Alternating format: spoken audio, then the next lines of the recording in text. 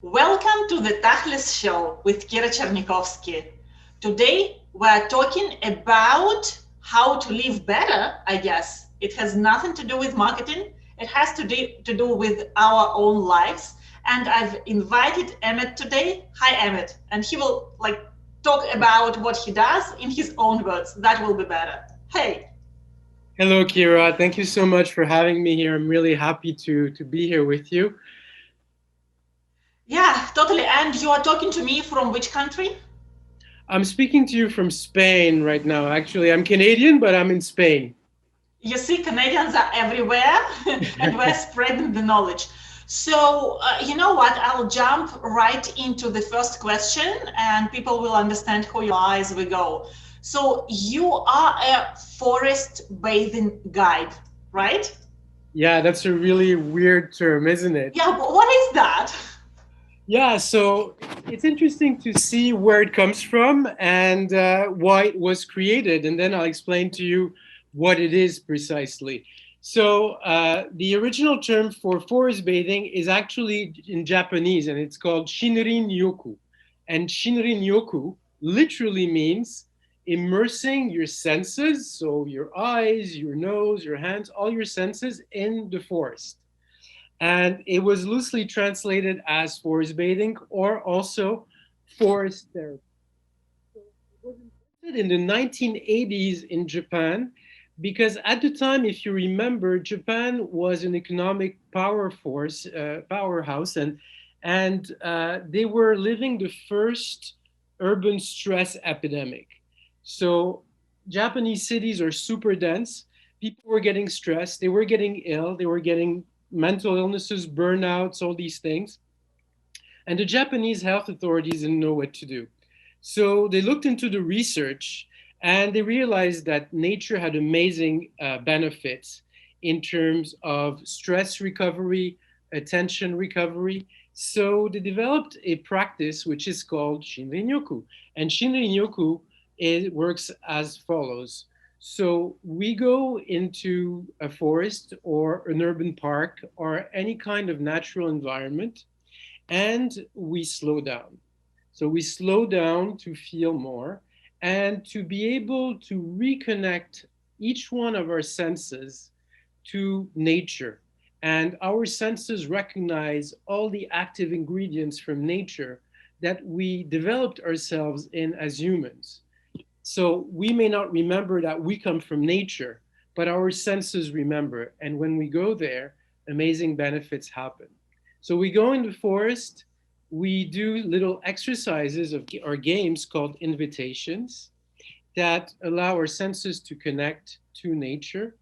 And through that, we get amazing benefits in terms of well-being and health benefits that have been demonstrated in the last 15 years. More than 900 publications have come out in the last 15 years about the benefits of Shinrin-yoku and nature on human health. Um, is it about the forest or a park specifically, or it can be the sea? Because I'm coming from Israel, and that's amazing to sit by the seashore and listen to the waves. Oh, that's such a great question. Absolutely. You can be anywhere, any natural environment, anything which is not man made, which was not built by us humans, anything which is not a product of urbanization. So you can go to the sea, the mountain, the desert, anywhere, and we can guide you for a forest path. Why do we need a guide to just go out? It sounds like anyone can do that. By the fact, no one does that actually. So, can you explain why we need a guide to do that? That's a really key question. The reason why is that we have forgotten how to be aware of what's around us. We've forgotten what it's like to be in a natural environment and to be in a forest. Sometimes we go to a forest or a park with our kids or alone and we're watching our cell phone or we have earphones and we're running, and it's nice, it's good, it's healthy, but you are not bathing in the forest. You're not immersing your senses with nature. And it's been demonstrated scientifically that by deeply immersing and reciprocating between your senses and nature, this is when the health benefits happen. And they are quite diverse and deep. Yeah, so what are those benefits and what senses are you talking about? And I want to connect that to explain this immersion or unification between us and the nature better. Like, what does it mean? I can stare at the window for a while and I don't feel anything. So what does it mean? Yeah, so in the 19, I'll take you back to the 1980s again, because that's when an American biologist by the name of Edward Wilson came up with something called the biophilia hypothesis. And the biophilia hypothesis basically intuited that we are hardwired in our DNA to be connecting with nature because we come from nature, and this is where we have developed ourselves.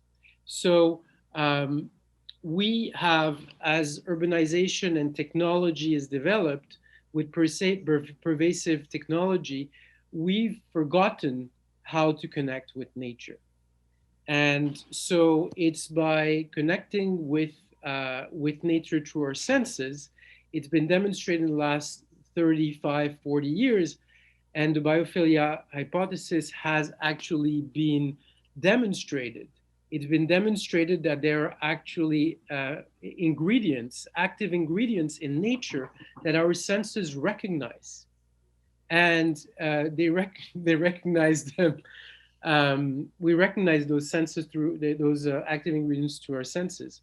But if we're not aware of them, if we're not aware of those active ingredients because we're doing something else, we are not benefiting from them. Mm. So So so it's your like example, to be your present, example, to be aware. Uh-huh. Mm-hmm. but your example is amazing because actually some of these things can happen even if you're staring out the window. Out the window and you're looking at a tree or a forest, what you're observing is a shape that is called fractals. And these shapes only exist in nature. So if you're looking at a beautiful high rise building, this will never happen. You will never benefit from fractals. And fractals is actually one of the active ingredients that our sight can recognize, and it changes our brains and brings amazing health benefits. What does it do to our brain? If I'm staring at the window at those fractionals, what happens to me?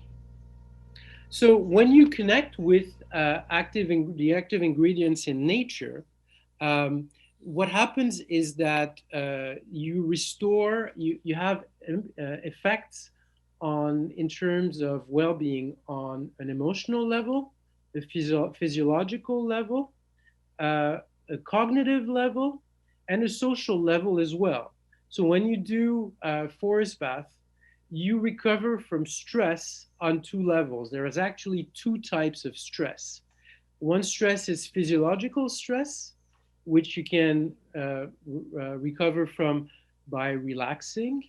And the other one is cognitive stress, which basically is called mental fatigue, with the inability to direct your attention, what we call executional attention, is completely impaired. And that does not come back just with rest. It comes back when you stare at nature, when you are connecting with your senses in nature. The amazing discovery was that attention restoration is almost immediate. And Really? and so that's the big thing. That's why the Japanese developed this practice. And their intuition from the 80s was proven since by science. And what you asked me, what happens to your brain? What happens to your brain is that when you are staring or connecting with these active ingredients in nature, your brain goes to a different wavelength called alpha waves. And when you go into alpha waves, you get into a state of mind where all this restoration can happen. And actually, other things can happen, such as unlocking your intuition. So, beyond well being effects, what's been very recently discovered is that it can actually improve our performance as executives or in our society for anything which is required for performance in our work. Yeah, absolutely. Because you might have noticed that I'm listening attentively, because what you said means that not only I will stop screaming on my kids because I have restored physically, but I will be actually able to find a solution what to do about those kids who don't behave well, and will be able to figure out solutions for my business because I unlock my intuition and I'm more focused and I'm capable of more. Absolutely. Absolutely. It's such a great illustration. Thank you, Kira. I couldn't have thought of a better one. Yeah, no, I really need that because there is so much going on. And when you don't really know where you are going, this intuition really helps. And then someone needs to do something about what has been decided. So that's perfect. And then can you maybe wrap this up into a action item or items for myself and the audience? Like, I'm sure everybody needs that. What can we do maybe ourselves, and well, then we'll jump into like how you can help to bring ourselves back to nature, given that restoration and executional effect that we're looking for? Yeah, that's a great question, and it's a really very timely question, and a good time to reflect on this as we are going through this pandemic. Uh, what I would like to start with is talking to everyone and saying that we are in the middle of a great health epidemic, which is not we're not talking about the pandemic, the COVID-19. I'm talking about the stress and burnout epidemic. And in 2016, the World Health Organization came up with a report saying that this was actually the greatest health epidemic of the 21st century. However, Oh it's a my. silent one because it is a Silent one. problem that people don't talk about at work because they're afraid to be stigmatized. Now, with the pandemic and with COVID, this has changed because the situation has gotten so dramatic with people being isolated and all the restrictions that one report recently said that about 70% of workers in the US are feeling some kind of burnout symptoms. And in 2016, they were talking about this epidemic affecting 615 million people in the world and costing $1 trillion a year in lost productivity to economies. And we're So not even aware, right? Like, everybody, it's not only top management, it's everybody, and we're not aware we're suffering from that problem. we're not aware of it because we've forgotten that with urbanization and technology has gotten things worse, and we've forgotten that nature is our home. This is where we come from. This is where we grew up. This is where we developed, our brain developed itself for thousands of years, and where we pushed our limits. And it was through sensory awareness in nature. And in being in these, artificial environments, we've lost a lot, and we're paying this dear price of this epidemic. So, First Nations have always realized and have always kept in their tradition that nature is a part of health. And so, coming back to your question, I'm giving a roundabout answer to your question, Kira. The best thing, we need to learn to slow down, to go in nature, to be really focused on our senses, and to discover or rediscover everything that nature has to offer. Um, and one way to do it is to go for a forest bathing walk. We at Natural Leadership, which is my venture, we do forest bathing walks, but there are lots of forest bathing guides out there in many countries, and it's a really good way to discover, to be guided at least once, and to understand what it is. It's very simple to connect to our senses. Very simple little exercises and games.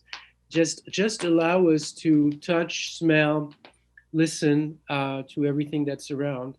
And being with a guide will allow you to also discover or hear, what are these active ingredients in nature, so that you can actually, you can hack nature a little bit and go directly to what's been discovered as being most effective. Although science is just starting to discover these active ingredients, there are many more to come.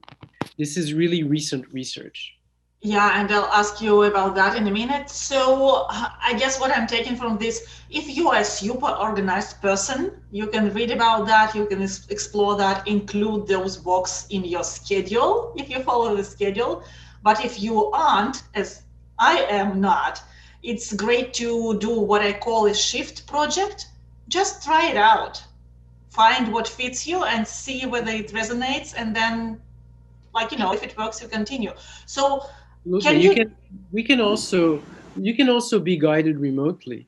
One of the That's great my things next that, question. Yeah, tell me about that. Uh-huh. yeah, one of the good things that came out of the pandemic is that, we've developed remotely guided forest bathing walks. So you can go in your own backyard if you don't have time, and Really? Zoom, just through the audio, and we guide you to connect to the natural elements in your backyard. And it's as effective in restoring your well-being on all levels than going into a forest.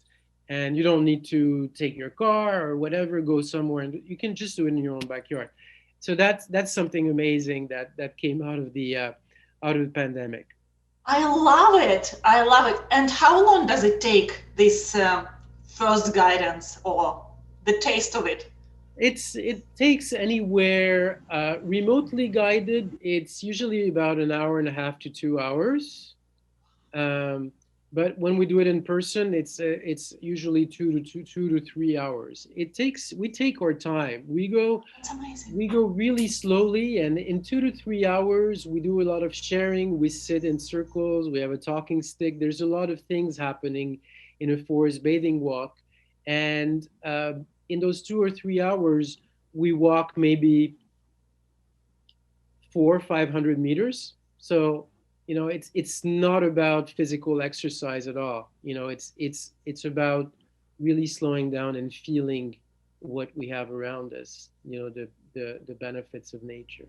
You know what? It's pretty similar to what I like in professional field, and this is facilitation. So getting people around the table and letting them talk and share ideas. And what we realized in our facilitation discussions is that we're creating a safe space and safe time for people to focus on something. And that's exactly what we are totally lacking, not only in the COVID situation, but in our super dynamic and technological world. So that's pretty similar. I love it. Absolutely, that's absolutely right. And what happens when we go in nature and we really slow down and connect? There's a great remembering that happens in us, and it's often opens the door to things that we have inside that we've kept locked for a long time. So it's really very powerful. Nature has a powerful impact on our emotions and on many aspects of our being. Is it a family experience? Is it individual experience? Is it a group experience, multi-country experience? It is all of the above. Anyone from age 3 and up can participate, up until I've had someone 90 years old that I've guided. So it doesn't require any level of fitness. You can do it as a family. You can do it as a team of coworkers, and you can do it in organized walk and meet new people. It's all everything is possible, and each one brings It's the different. new, it's a new form of networking, like real life or Absolutely. virtual. Amazing. And is it with a cell phone, or you take a laptop with you? Like, how do you resolve that when it's virtual? I mean, So when it's virtual, you just bring a smartphone and an earphone. If you bring one of those, you stick one in your ear, and we guide you, and you just go. We tell you where to go and what to do. And there's people that will be connecting from all over the world. So it's really nice because at some point when we share, we might turn the camera on again, and you'll see a forest or the backyard of someone, in South America, or someone in Spain, or someone in France, in the UK, if you're in Canada, and Amazing. all these forests and all these places are being connected together, and that's something we can't do when we're doing an in-person forest bathing walk. So it's actually a different but powerful, even more powerful in many ways than the in-person walk. Totally. How do I sign up? Well, we have a walk that's planned on the 14th of March. So on the website, on the natureandleadership.com website. So it's natureandleadership.com. If you go to the event section, you'll see that remotely guided forest bathing walk that's scheduled. That's so cool. And last question before we wrap up. I know that you chose to help specifically business leaders, if that hasn't changed since last time we spoke. Why? Well, this is who I am. I've been a healthcare entrepreneur for 30 years. I'm a partner in a boutique consulting firm that's focused on healthcare innovation. So I've been working with inventors everywhere, bringing new drugs for cancer, for diabetes, new devices for diabetes. And a few years ago, I hit a wall. I was based in Boston, in the U.S., in the mecca of healthcare innovation, and my career was at a peak, and I had a burnout. I hit a wall, and I withdrew in nature, and nature saved my life. And when I realized how nature was restoring me and helping me to reconnect to a wellspring of intelligence that I'd never tapped into, really, which I like to call my intuition. um, I decided to travel. I went to live in the Amazon forest with the Quechua people. I went on the West Coast in British Columbia to track some coastal wolves with the Heiltsuk people. And I really started to understand and learn and to be mentored in the traditions of the land and understanding nature connections from these peoples that actually never lost it, like we did in the Western world. And it had amazing effects on me when I went back to my clients and to my team at AEC Partners, my consulting firm. I had a different way of holding space, a different way of co-creating. Everything had changed, and I never made decisions in the same way. I had to sit by this stream that I like by my house, and I was just listening. So some things that had moved, and it was just like a deep remembering of all the potential we have within us that we've forgotten by just being connected to technology and to a beta wave mode. So I, natural leadership, I decided to focus on business leaders because that's the people I can relate to and hopefully can relate to me, because it's been demonstrated that entrepreneurs and business leaders are the most at risk for burnout, and they are key in fighting this epidemic because they make decisions for their teams. And if business leaders learn to take care of themselves and to reconnect to nature, they will do it for their teams as well. And that's why we've developed programs for corporations that focus on restoring well-being and improving performance, all based on nature. That's so inspiring. Oh, that's really great, because if you educate people who have influence, then you will be able to scale up this approach tremendously. Exactly. That's awesome. That's Amazing. Thank you so much for this introduction to the concept. And I think I'm definitely in, because what I find is we often get lost in all this multitude of information that we have around us, and it's very hard to focus.